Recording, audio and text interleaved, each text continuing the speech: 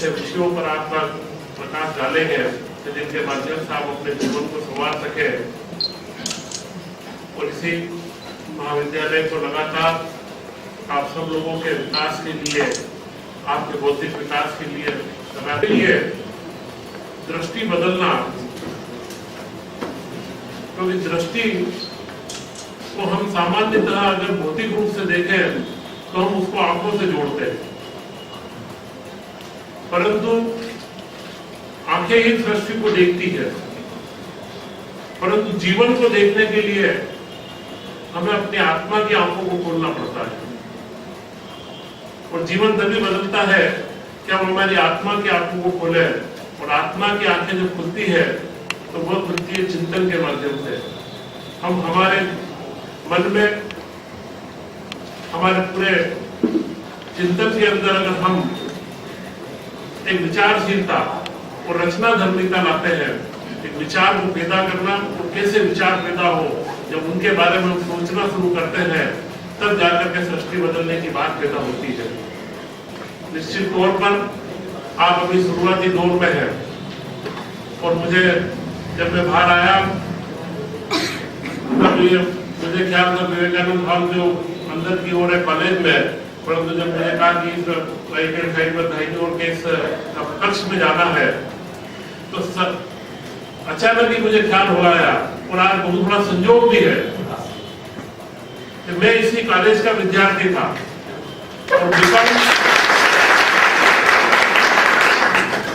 और उससे भी बड़ा संयोग आज मेरे सामने है कि जब बीकॉम फर्स्ट ईयर के सी सेक्शन में हुआ करता था तब वो क्लास इसी रूम में लगती थी।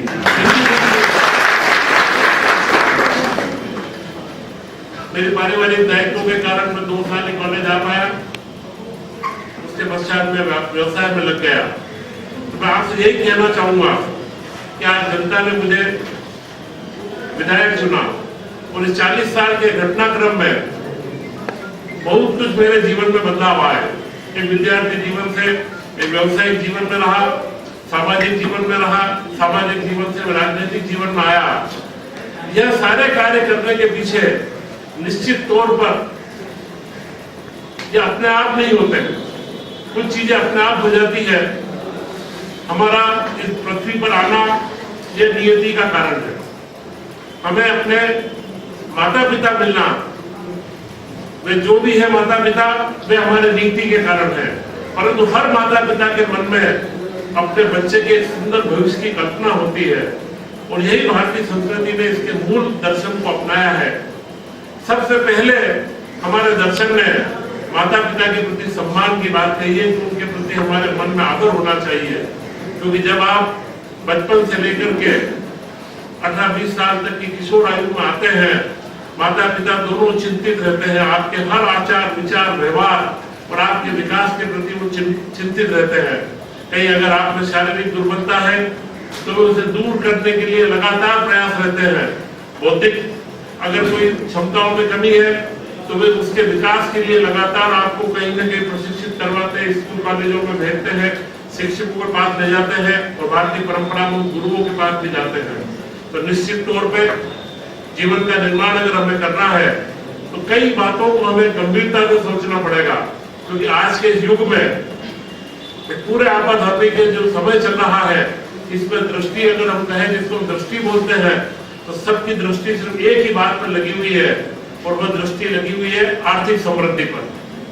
सिर्फ आर्थिक विकास ही जीवन का अंतिम बिंदु है। परंतु मैं आपसे कहना चाहूंगा कि मैंने आज से 10 वर्ष पूर्व 45 साल की उम्र में मेरे व्यवसाय को छोड़ दिया, और वह भी एक चिंतन था, भगवान महावीर का चिंतन था, अपरिग्रह का।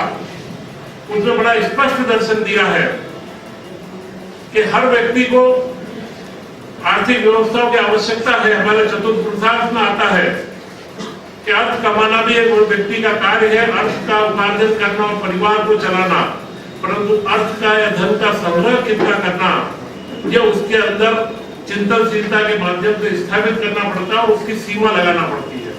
और इसीलिए भारतीय संस्कृति का मूल दर्शन रहा है सम्यक दर्शन, सम्यक ज्ञान और सम्यक चरित्र। अगर आपको इन 3 चीजों के साथ में अपने दृष्टिकोण को बदलने के लिए विचार और चिंता को अगर आगे बढ़ाना है तो सबसे पहला कार्य तो है कि विचार करना। जीवन में प्रतिदिन हमें हर बात पर विचार करना चाहिए कि हम कौन है, हम जो कर रहे हैं वो क्या होगा। हम समाज के अंदर आज हम कॉलेज में आते हैं, विद्यालय में आ रहे हैं तो हमारा शिक्षकों के प्रति क्या उत्तरदायित्व है। आज अगर हम पढ़ने आ रहे हैं तो क्यों आ रहे हैं। कई बार ऐसा लगता है कि हमें भेज दिया गया है कॉलेज में, हमें जाना है, हम कभी विचार ही नहीं करते कि हम क्यों कॉलेज में आ रहे हैं, क्यों प्राध्यापक हमें पढ़ा रहे हैं, इन विषयों की क्या आवश्यकता है, जिन विषयों को आपने लिया है इनकी क्या आवश्यकता है, इनके बारे में कभी हमारा चिंतन नहीं होता है। और फिर उसके बाद जब हम आगे बढ़ते हैं तो हम समाज में क्या है, हमारा समाज के प्रति चिंतन नहीं होता है और न कभी देश के प्रति हमारा चिंतन होता है। क्योंकि यह जो आर्थिक युग है, पूरे आर्थिक युग ने पिछले 150 से 200 सालों में पूरी दुनिया के अंदर चिंतन को बदला है। परंतु इसके पहले हमारे यहाँ पर पूरी भारतीय संस्कृति में कई मनुष्यों ने लगातार अपने जीवन का भोग दे करके हमें जो मंत्र दिए हैं उन मंत्रों के साथ में हमें दृष्टि बदलना आवश्यक है। जैसे मैंने माता पिता की बात कही, माता पिता का सम्मान पूरी दुनिया के सारे धर्मों के अंदर सर्वप्रथम अगर धर्म माना गया है तो वह धर्म माता पिता का सम्मान ही माना गया है। मोहम्मद साहब ने भी कुरान में बड़ा स्पष्ट कहा है कि वालिदैन के प्रति हमें कृतज्ञता ज्ञापित करना चाहिए और वेदों में भी यही बात है। प्रभु ईसा मसीह ने भी हमारे परिवार को, हमारे जन्म देने वाले के प्रति एक श्रद्धा का भाव पैदा करा था। चाहे कोई भी धर्म हो, भगवान महावीर का एक दृष्टिकोण आता है कि जब उन्हें लगा कि उन्हें संन्यास के मार्ग पर जाना चाहिए, वो राजा थे परंतु उनके माता पिता की वृद्धावस्था थी और उन्होंने माता पिता को आदेशित करा कि 2 साल अभी और आप यहाँ पे रहिए परिवार के अंदर, हमारी वृद्धावस्था और हमारा अभी मन करता है कि आपको 2 साल और रहना है। और उसके बाद जब उनके बड़े भाई राजा बने माता पिता के देहावसान के बाद, तो उन्होंने जब रोका तो 2 साल और महावीर तपस्या पे जाने के लिए रुके। यह एक अनुशासन की बात है कि हमारी पारिवारिक व्यवस्था, सामाजिक व्यवस्था, हमारे वरिष्ठों के प्रति सम्मान और उसका भाव क्या होता है। उस भाव के पीछे था कि महावीर का विवाह हुआ, विवाह होने के पश्चात विवाह को बहुत कम समय हुआ था परंतु उन्हें जब वैराग्य उत्पन्न हुआ तब परिवार के अंदर इस तरीके की भावधारणा हुई कि कुछ समय महावीर को सांसारिक जीवन में रहना चाहिए, परंतु उनके मन में वैराग्य आ चुका था और ये मन का वैराग्य जो आया था यही एक दृष्टि का भाव है। बुद्ध ने एक दुखी को जाते हुए देखा, महल के खिड़की से उन्होंने जाते हुए दुखी को देखा, तब उनके मन में विचार आया। जब मैंने आपसे प्रारंभ में कहा था कि दृष्टि मन के चिंतन से चालू होती है, उन्होंने वही से दुनिया में दुख है, दुख का कारण है और दुख का निवारण है। मैं आप लोगों के बीच अभी पराशर जी का आपका पूरा वक्तव्य आपको सुनना है। मैं 2 ही बात कहूंगा कि अगर आप 3 चीजों के बारे में बराबर समझ ले, सम्यक दर्शन, सम्यक ज्ञान व सम्यक चरित्र। दर्शन हर तरीके का होता है, विचार हमारे मन में अच्छे बुरे 50 विचार आते हैं, परंतु सम्यक दर्शन होना चाहिए। विचार के लिए दर्शन आवश्यक है। दर्शन कौन सा हो? दर्शन इस दुनिया के अंदर हर व्यक्ति कई तरीके के दर्शन लेकर के आता है। कई विध्वंसी दर्शन भी होते हैं। एक ही धर्म के अंदर 2 तरीके की अवधारणाएं होती है। आजादी के आंदोलन में गांधी ने जब आंदोलन करा तो एक गरम दल था, एक नरम दल था। एक अहिंसावादी आंदोलन था जिसने देश के दुनिया के अंदर पूरे देश को अहिंसा की संस्कृति से बताया, और एक गरम दल भी था कि जो चाहता था कि इसके माध्यम से आजादी मिलेगी। और हम उन दोनों चीजों को पूछते हैं, परंतु सम्यक दर्शन का मतलब ही, सम्यक शब्द का एक ही मतलब है समतामयी वातावरण में समता के साथ में समभाव से कि इसका क्या असर होगा। हम अपने जीवन के दर्शन को चुने, उस दर्शन के लिए उसका ज्ञान प्राप्त करना आवश्यक है और वह है सम्यक ज्ञान। और सम्यक ज्ञान को जब आप प्राप्त करते हैं तब अपने जीवन में अपने चरित्र को, अपने कार्यविधि को, पूरे चरित्र को सम्यक चरित्र के रूप में आप ढाले।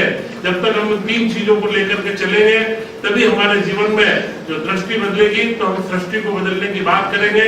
और एक एक बूंद बूंद से घट भरता है। अगर आपने अपने जीवन को बनाया, आपने परिवार को, अपने परिवार को बनाया, समाज को बनाया, तो राष्ट्र अपने आप गौरवान्वित होगा।